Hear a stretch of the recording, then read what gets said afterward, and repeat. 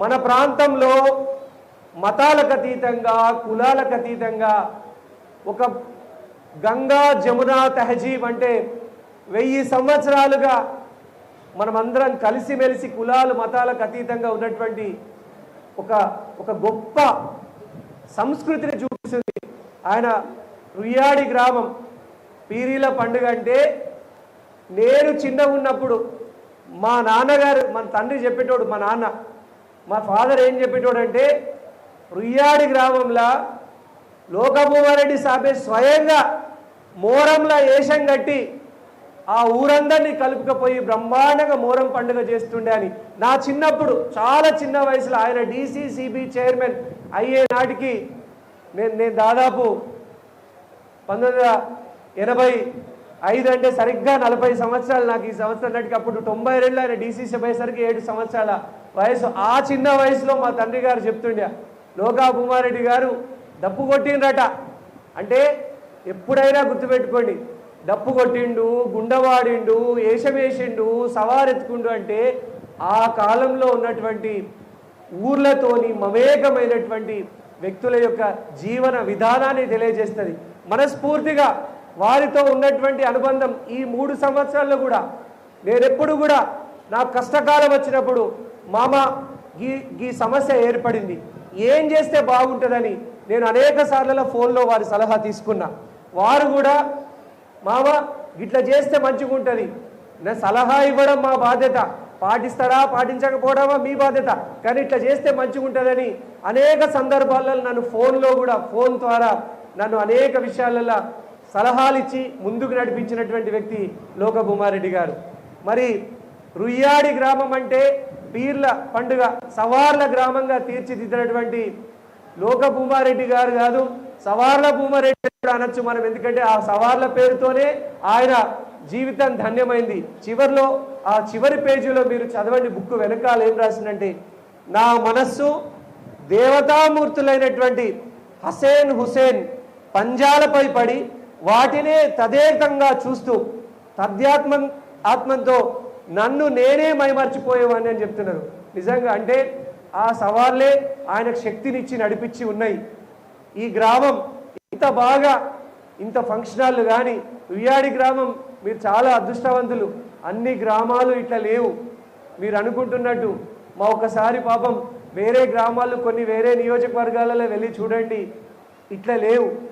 అంటే రుయ్యాడి గ్రామం చూస్తే మనకు వైష్ణవాలయం అంటే శ్రీ మహావిష్ణువు ఆలయం ఎంత బ్రహ్మాండంగా పూలు పళ్ళు అద్భుతంగా డెకరేషన్ చేయబడుతుంది, అలంకరించబడుతుంది. రుయ్యాడి గ్రామం చూస్తే శ్రీ మహావిష్ణువు ఆలయం గుర్తుకొస్తుంది. చాలా గ్రామాలు చాలా ప్రాంతాల్లో నేను కూడా తిరిగే అవకాశం జరిగింది. ఇంత అభివృద్ధి లేదు. ఈ ఊరిని తన జీవితమే ఈ ఊరునే తన జీవితంగా మలుచుకున్నటువంటి లోక భూమారెడ్డి గారి జీవితం ధన్యం, పరిపూర్ణమైన జీవితం. మాజీ మంత్రి గారు ఇంద్రకరణ్ రెడ్డి గారు దీనికి ముందు వాక్యం రాశారు.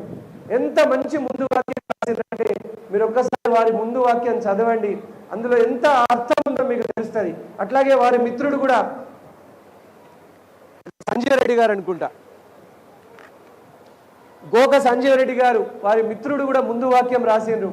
1980లోనే సర్పంచ్ అయినటువంటి లోక భూమారెడ్డి గారు. మీరందరూ కూడా ఇప్పుడు అమెరికా పోయొచ్చి ఫోటోలు పెట్టుకుంటారు.